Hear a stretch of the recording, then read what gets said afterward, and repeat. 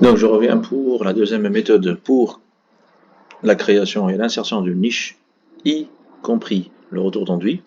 Donc la première méthode consistait rapidement à créer une hachure pour simuler un retour d'enduit. Donc j'ai pris cet exemple-là, bon, pas très convaincant, celui-là il est un peu meilleur. Et donc, des deux choses l'une, soit on va utiliser la famille déjà existante de chez, de chez la bibliothèque par défaut de Revit, la famille de niche, dans le dossier mur, ou bien on va en créer la nôtre. Donc les deux démarches se valent. Tout simplement, l'idée n'est plus, en parenthèse, un bricolage en 2D, mais ce sera beaucoup plus de la, comment on appelle ça, de la modélisation. C'est vrai que ça prend beaucoup plus de temps pour la créer, beaucoup plus de réflexion et beaucoup plus de rigueur, mais une fois elle est faite, bien sûr, réitérer l'utilisation sera justement un retour sur investissement. Alors que pour cette méthode-là, bah, il suffit que vous créiez un composant et que bah, tout est à refaire, tout est à remettre dans la logique du dessin premier, à savoir aller chercher effectivement les vraies largeurs, ainsi de suite. Donc, il suffit que votre famille change, et ben, il faut que votre hachure suive. Bon, allez, on va dire que c'est assez fastidieux. Pas tant que ça pour ceux qui travaillent avec AutoCAD, c'est leur quotidien. Et c'est assez fastidieux pour ceux qui essaient de travailler avec Revit. Donc allez, on attaque rapidement la famille. Donc je crée une nouvelle famille. Enfin, à la base, moi, je pensais éditer la famille qui existe, mais bon, perdu pour perdu, autant travailler sur une famille à partir de zéro, pardon. Donc fichier nouveau, famille. Il faut que j'aille chercher un composant qui se greffe, entre parenthèses, euh, dans un mur. Donc, peut-être pas ici dans ma bibliothèque là de 2021, je reviens à mon ancienne bibliothèque de 2020, celle qui est beaucoup plus étoffée, beaucoup plus complète. Ah, ce sont des bibliothèques par défaut, hein. Donc, un gabarit de famille, France, et je vais aller chercher un composant, pardon, un modèle générique, mais un modèle générique qui va se greffer contre ou dans ou par rapport à un mur. Donc mon objet hôte sera toujours le mur. Dès que j'utilise cette famille-là, il va me demander prière de sélectionner le mur auquel vous allez insérer, cliquer, se greffer, enfin greffer plutôt l'objet. Je valide. Je serai assez rapide sur les définitions des paramètres. Donc là, c'est le niveau référence, donc c'est le plan, en parenthèse. Et je vais aller rapidement au niveau façade. Donc côté mise en place, donc c'est la façade, enfin, la face pardon, sur laquelle vous allez placer votre niche. RP, Reference Plane, donc c'est un plan de référence à droite, c'est un plan de référence à gauche.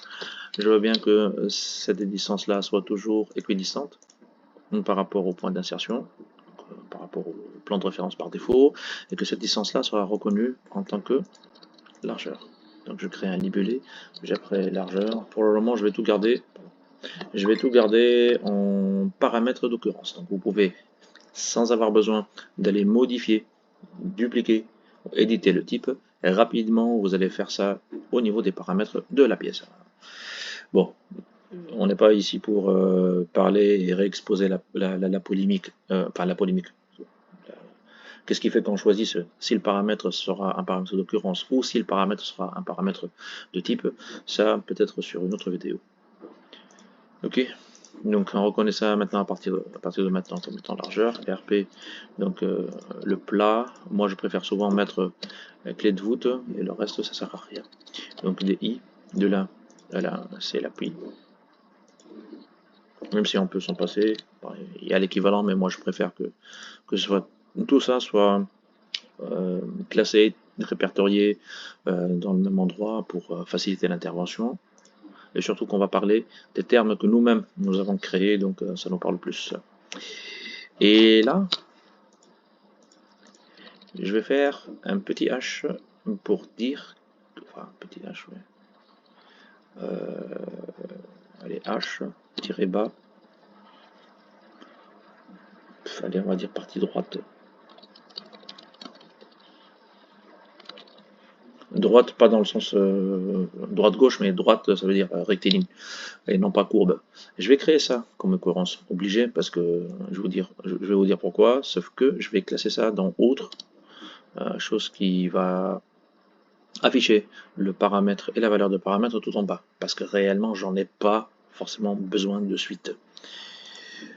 Donc cette partie-là, qui correspond à la partie droite avant la courbure, je vais vous dire pourquoi j'en ai besoin. Et donc, je vais directement créer, c'est pas grave, hein, je vais créer une extrusion. Je vais créer une extrusion qui va, entre parenthèses, devenir après le vide. Mais je la garde comme ça pour le moment pour que ce soit palpable. Donc, je crée une première ligne qui est automatiquement verrouillée sur l'appui, deuxième ligne, troisième ligne, de part et d'autre. Et là, s'il vous plaît, quand je vais dessiner le cercle ou l'arc, s'il vous plaît, ne cliquez qu'une fois les deux axes. Impérativement s'affiche en surbrillance. Donc vous partez impérativement du milieu.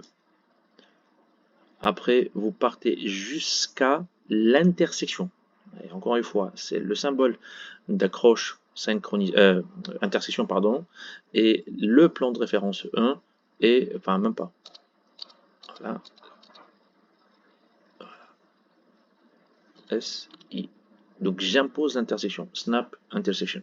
Donc c'est l'intersection de la ligne droite ainsi que le plan de référence à partir duquel on commence notre arc plein cintre. Donc je clique, j'ouvre l'arc et je clique encore une fois. Bon là ça peut être la tangente, ça peut être l'intersection. Et voilà. Je nettoie mon esquisse pour que ça crée une boucle fermée. Et voilà, et voilà, et voilà. Bah, je m'en fous de ce que ça va donner en géométrie au début. Je me place en plan. On est là. Ah, pardon, j'ai dessiné du mauvais côté. C'est pas grave. Et voilà. C'est pas grave, tout ça je le fais un peu dans la va-vite, enfin à la va-vite pendant la démonstration pour s'assurer que ça fonctionne. Une fois ça fonctionne, je vais mettre le tout au propre. Donc je suis du côté mise en place, je vois le volume, même si après il sera bien sûr un évidemment. L'idée, ça sert à rien, strictement à rien, de continuer de travailler si jamais ces paramètres-là n'obéissent pas, ou plutôt la géométrie n'obéit pas aux valeurs de paramètres que vous allez imposer. Donc, pas besoin de faire un clic de plus, si ce n'est passer au banc d'essai et tester les valeurs et les paramètres et par conséquent effectivement les plans de référence qui vont bouger si ça va partir dans le sens qui nous intéresse ou sinon on intervient pour corriger. On n'est jamais à l'abri d'un mauvais clic ou un mauvais accrochage ou un oubli d'une contrainte. Donc la partie droite, pardon, l'appui déjà, toujours mettre une valeur plus grande que celle affichée et une valeur plus petite pour voir comment ça se passe dans les deux sens. Donc 1000, appliquer. Voilà, ça c'est rehaussé, les 1000 sont là. 500, clic et ça part. Parfait. Au moins on est sûr sur l'appui. Par rapport à l'appui, pardon. La largeur 1200, appliquer. Et regardez très bien, ça fait que le cercle, enfin le cercle, l'arc issu du cercle a bien suivi les deux. Et ben, la simple enfin la seule garantie à la limite, c'était le fait de s'assurer que c'était un au milieu pour le centre et deux aux intersections par rapport aux deux limites tangentes. Et c'est ce qui fait que ça suit. Donc 2000, pourquoi pas. Et hop, ça marche, c'est parfait. Maintenant, la partie droite, donc sur baisser ou pas cette partie droite, même si je sais que à la base, nous, on n'a pas besoin de définir, enfin, on n'a pas besoin, on n'a pas le réflexe de définir cette partie-là et de faire les calculs, machin, les calculs. Donc là, je créerai ce qu'on appelle un paramètre vitrine. Donc la hauteur, si j'interviens sur un petit 600, ça descend, l'arc suit, tout en gardant bien sûr le rayon correct. Donc, ayant terminé et que ça fonctionne jusqu'à maintenant correctement, je vais créer ce qu'un architecte à la base va utiliser, c'est la hauteur de l'appui à la clé, enfin de voûte ou de l'arc, parce que c'est ce qui nous intéresse souvent. Donc, le paramètre que je vais créer n'intervient pas sur les plans de vente, n'intervient pas sur les plans de référence, et par conséquent, donc il n'est pas dans la géométrie, mais il est dans le banc d'essai. Donc je crée un nouveau, ça sera hauteur, cette fois-ci je vais écrire niche, et non pas la hauteur de la partie droite, et donc c'est une occurrence, là c'est impératif, pourquoi? Parce que ça va s'inspirer et s'imprégner de cette valeur-là, nul, enfin aucun paramètre ne peut être un paramètre de type, alors que dans sa formule, il dépend d'un paramètre d'occurrence, ça veut dire plus faible que lui. Donc un paramètre de type, si la formule, il dépend d'un paramètre de type. Un paramètre d'occurrence, au contraire, peut justement être influencé par ou donne naissance à un résultat dont la formule peut utiliser les deux. Donc, pour un paramètre de type, il faut impérativement un autre paramètre de type dans la formule. Et un paramètre d'occurrence peut avoir un paramètre de type comme il peut avoir un paramètre d'occurrence. C'est normal, les parents ne peuvent pas s'inspirer, entre parenthèses, les parents hiérarchiques, je parle, enfin, un degré supérieur hiérarchique ne peut pas dépendre d'un degré inférieur, hiérarchique inférieur. Donc ça sera une longueur. On place ce paramètre-là avec les cotes pour la simple raison pour qu'il soit ici, parce que c'est le paramètre à renseigner, alors que ce paramètre-là qui va se dégringoler tout en bas de la fiche, tout simplement ce qu'on appelle un paramètre de calcul. Donc là c'est bon, à quoi est égal? Il est égal à rien. Eh ben non, c'est pas si. En fait, c'est pas qu'il n'est égal à rien, mais tout simplement il est encore à saisir. Par qui? Par l'utilisateur. Et donc le jour où je veux, je dis n'importe quoi, le jour où je veux que ce paramètre-là puisse avoir, et que ma niche puisse avoir une hauteur de 1,20 m, non, je vais prendre 1,40 m, voilà. Ben, si vous cliquez appliquer 1000 fois, ça ne va pas interférer.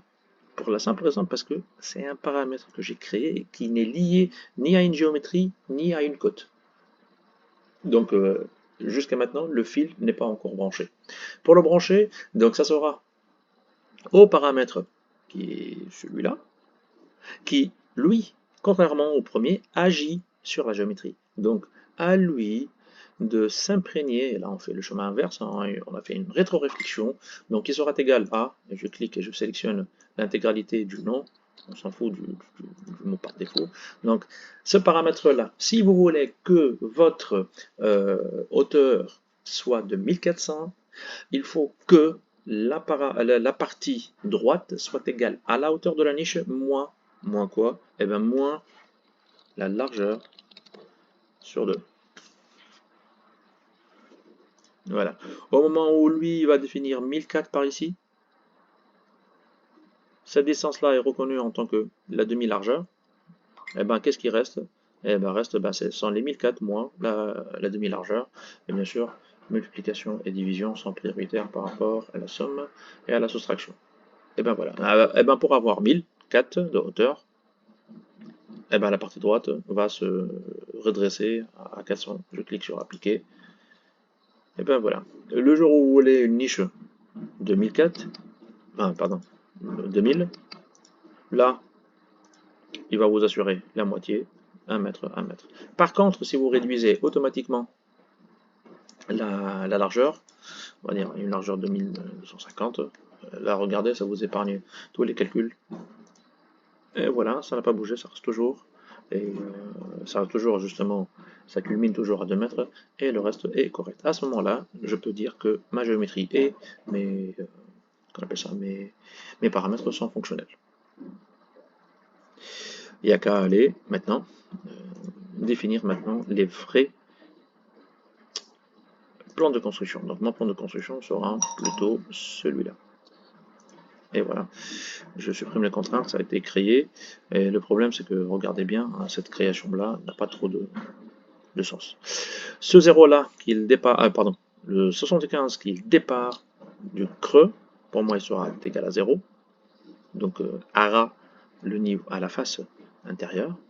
Et là, pour la profondeur, ça sera donc la profondeur de votre niche, net. Donc là, je vais appeler ça, allez, je vais faire un moins 150 pour un premier temps. Non, c'est trop peu, parce que ça coïncide avec l'épaisseur du mur par défaut. Hein. Et le mur là, allez, on va faire ça rapide. Allez, on va mettre un petit 40. Et voilà. Ça va nous laisser la marge de créer pas mal de profondeur et d'autant plus de s'éloigner et de nous éloigner plutôt des plans de référence pour qu'il n'y ait pas d'ambiguïté. Donc voilà, mes 10 cm là, ils sont là. Cette géométrie là, je vais la, comment on appelle ça, je vais la changer, la modifier en tant que un vide. Pardon, à vous. Pour la profondeur, je vais lier ça à une valeur. Pardon, je vais lier ça à une valeur. Ce n'est ni l'appui, ni l'élévation, ni aucun. Je vais créer profondeur ou P. Voilà. Pourquoi j'utilise des acronymes généralement, ou tout simplement parce que ce sont des paramètres que je veux même pas que l'utilisateur de la famille les maîtrise parce que ce sont à la fin des paramètres de calcul. Ok. Bon, allez, perdu pour perdu, on a fait que des occurrences, donc autant le mettre dans autre pour qu'il se place tout en bas de la palette.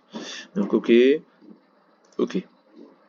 Je peux faire autre chose, mais on va garder ça comme ça, facile. C'est un poil fastidieux, mais c'est un peu plus facile. Donc là, il n'y a plus d'intervention sur le paramètre. Celui-là sera toujours égal à 0, il ne bouge pas. Celui-là, il est affecté et lié et associé à ce qu'on appelle P-niche. Pas une P-niche. Donc le P, la profondeur de la niche est égale à ceci. Moi, je vais créer... c'est vrai qu'on ne va pas imposer... à l'utilisateur d'introduire des valeurs négatives. Donc ça peut déranger. Lui, il veut une profondeur. Une profondeur est égale à 10 cm. Donc il ne va pas taper moins 10 ou moins 100 mm. Donc la même chose, donc la profondeur de la niche. C'est comme si j'embellis les paramètres, je les rends beaucoup plus ergonomiques à l'utilisation et ça parle à l'utilisateur. Donc là, je vais le garder dans côte et non pas dans autre. Voilà. Donc il est bien placé ici, hein, tranquille. Donc à la limite, on peut, je dis n'importe quoi, mettre l'appui tout en bas. La hauteur, on va définir plutôt la largeur en un premier temps, après peut-être la profondeur.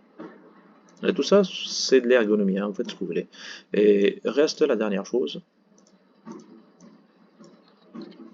que la profondeur que demandera le client sera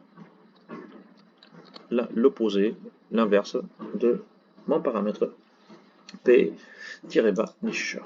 Et du coup, voilà, là vous faites ce que vous voulez, hein, vous demandez un 225, ça fait automatiquement inverser la formule. Enfin, par formule, ça inverse la valeur, et cette valeur-là, P niche, c'est elle qui est liée à la géométrie, et vous allez voir ce fond-là bouger vers la profondeur appliquée. Et voilà. Donc ça, on a créé le nécessaire. Donc en 3D, on est là, ça reste toujours un plein pour le moment, donc je vais cliquer, créer vide. À partir de maintenant, c'est un vide, j'applique une opération booléenne, celui-là et celui-là. On s'en fout de qui est le premier, enfin qui est le premier, qui est le deuxième. Et voilà, ça c'est votre niche qui a été justement creusée dans le corps du mur. Vous allez me dire, enfin, on n'a rien fait de particulier, mais on maîtrise maintenant, enfin, on est au même niveau que la famille de niche. On est au même niveau que la famille par défaut de Revit, sauf que tout ce que nous avons fait de 1, maintenant on sait le faire, et de 2, on le maîtrise dans le détail. Je vais charger ça, enfin, les premières familles, allez, je vais le sauvegarder en tant que famille, allez, niche, enfin, avec retour. Pour le moment, on n'est pas encore là, hein. Donc, mais c'est l'embryon de ma... On va faire ça ici, pour le moment, et hop, ça a été créé. Et je charge dans le projet. Et nous y voilà. Allez, on va créer un nouveau. Là, on n'est plus en première méthode. Je supprime tout le reste. et CM composant, pardon, CM composant, niche avec retour type 1, voilà, toute simple. C'est pareil que l'autre, hein. Sauf que, voilà vos paramètres. Bon, la profondeur de la niche, là il faut que je change la formule, pardon. Là j'ai fait une petite bêtise. Normalement c'est la P-bas niche qui s'inverse par rapport à la profondeur. Celle-là elle est en gris. J'ai fait la bêtise de définir la formule au niveau du champ de la profondeur de la niche, alors que c'est l'inverse. Donc là, tous les paramètres sont à votre disposition sans aller dans les modifier.